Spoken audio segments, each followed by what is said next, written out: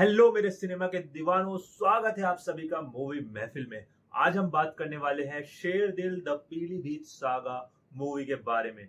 देखो यार, मूवी का जो कॉन्सेप्ट था, इसका जो टॉपिक था वो काफी अच्छा था। और अगर थोड़ी और मेहनत की जाती इस मूवी के ऊपर और थोड़ा अच्छे से इसे प्रेजेंट किया जाता तो काफी मजा ही आ जाता और काफी एक अच्छी स्टोरी हमें देखने को मिलती। लेकिन अफसोस ऐसा हो ना सका। मूवी की जो कहानी है वो कुछ रियल इंसिडेंट्स पे आधारित है, जहाँ पे कुछ गांव में लोग जो है वो अपने एल्डर्स को जंगलों में छोड़ आते थे कि भैया अगर उन्हें टाइगर खा जाए तो वो गवर्नमेंट से कॉम्पनसेशन ले सके। कुछ लोग तो वॉलंटरली भी चले जाते थे कि भैया अपने गांव के लोगों की हेल्प करने। तो ऐसी ही कुछ इसकी कहानी है। ये झुंडाव नाम का एक गांव है, वहां के सरपंच हैं मिस्टर पंकज त्रिपाठी। गांव में बढ़ती गरीबी से लोगों की जान जा रही है और वहां की जो फसलें भी हैं वो भी जंगली जानवर बर्बाद कर रहे हैं। तो इस वजह से लोगों की जिंदगी काफी मुश्किल हो रही है। अब जो गांव के सरपंच हैं वो पहुंच जाते हैं सरकार के पास एक ऑफिस में हेल्प मांगने, मदद मांगने अपने गांव के लोगों के लिए। लेकिन वहां भी उन्हें परेशानियों का सामना करना पड़ता है। उन्हें इधर उधर भगाया जाता है कि भैया यहाँ जाओ, वहां जाओ, ये फॉर्म लेके आओ, वो सर्टिफिकेट लेके आओ। तो इन सब परेशानियों से परेशान होकर वो फाइनली वहां से चल पड़ते हैं। लेकिन वहीं पे लगा एक नोटिस उनका ध्यान अभी तरफ खींच लेता है, जिसमें लगा होता है कि भाई, लिखा होता है कि एक टाइगर अगर आपके गांव में किसी को मार दे तो आपको 10 लाख रुपए तक मुआवजा मिल सकता है। तो उनको ये आइडिया आता है कि भैया अब मैं ही जो है जंगल जाऊंगा और शेर से खुद को खिलवा दूंगा और बाद में तुम मेरी लाश को खेतों में डाल देना और गवर्नमेंट से पैसा ले आना। यहाँ तक कि वो अपने गांव वालों से ये भी कह देते हैं कि भैया मुझे तो कैंसर है और डॉक्टर ने कह दिया है 3 महीने ही बचे हैं। जो कि हालांकि झूठ होता है, लेकिन वो उन्हें दिलासा देने के लिए झूठ बोल देते हैं बाद में। लेकिन ये राज भी खुल जाता है और वो कहते हैं कि भैया अब जब मैं मरने ही वाला हूं तो क्यों ना कुछ अच्छा काम करके ही मरूं। मूवी का जो फर्स्ट हाफ है वो काफी स्लो पेस पर चलेगा, मतलब 2-4 बार तो आप नींद की झपकी ले ही लोगे।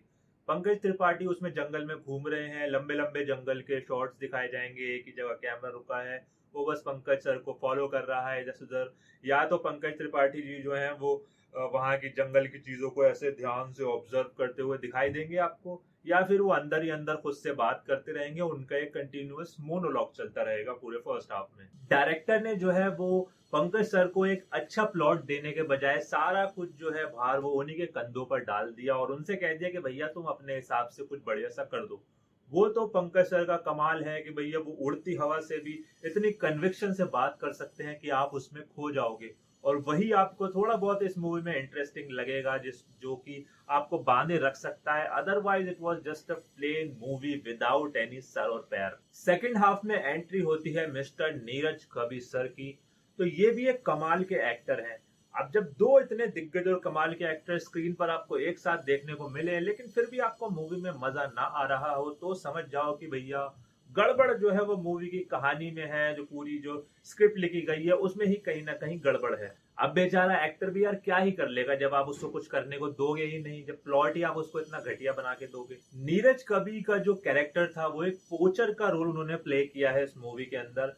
उनका जो एक गेटअप था, पूरा जो एक उन्होंने गेटअप ले रखा था, वो उतना बिलीवेबल भी नहीं लग रहा था। लेकिन हाँ, उनकी और पंकज सर की जो बातें होती रहती हैं थ्रू आउट द मूवी वो काफी इंटरेस्टिंग है और वो आपको जिंदगी की कुछ अहम चीजों के बारे में भी सोचने पर मजबूर कर देंगी, जैसे कि हमारी जिंदगी क्या है, हम क्यों जी रहे हैं और इंसान और जानवर का क्या रिलेशन है, कौन किस पे अत्याचार कर रहा है। तो इन चीजों के बारे में ये आपको सोचने पे जरूर मजबूर कर देंगी और काफी इंटरेस्टिंग लगेंगी आपको उनकी बातें, अगर आप थोड़ा ध्यान से सुनोगे तो। सयानी जो कि पंकज त्रिपाठी की वाइफ का रोल प्ले कर रही है इस मूवी में, उनकी परफॉर्मेंस भी आपको कुछ खास नहीं दिखाई देगी इस मूवी के अंदर। काफी कम उनको स्क्रीन टाइम दिया गया है और पूरा टाइम वो बस नैगिंग नैगिंग नैगिंग ही करती हुई दिखेंगी मूवी के अंदर। उनका कैरेक्टर भी कुछ खास खुल के नहीं आया, कोई उसमें लेयर्स नहीं थी, कुछ नहीं था, बस नॉर्मल सा थोड़ा सा उनका रोल था इस मूवी के अंदर। मूवी की थोड़ी खिचड़ी सी पका दी गई है, जहां पे ये पता नहीं चल पाएगा कि भैया डायरेक्टर आपको एक्चुअल में दिखाना क्या चाह रहा है। क्या वो ये दिखाना चाह रहा है कि भैया इंसान और जानवर के बीच की जो गुत्थम पेल चल रही है, जहां पे इंसान है वो सब कुछ खत्म करता जा रहा है और जानवर जो है वो शहर की तरफ आ रहे हैं और उनकी लाइफ काफी एंडेंजर्ड होती जा रही है। या फिर वो ये दिखाना चाह रहा है कि भैया इतनी गरीबी बढ़ गई है जिसकी वजह से इंसान को ये सब करना पड़ रहा है, वो जंगल में जा रहा है अपने आप को शेर से खिलवाने। और या फिर वो ये दिखाना चाह रहे हैं कि भैया सरकार की जो हालत है कि आप कहीं भी अगर मदद मांगने जाओगे तो आपको मदद नहीं मिलेगी, आपको इधर उधर चक्कर कटवाए जाएंगे और आप चक्कर ही लगाते रह जाओगे।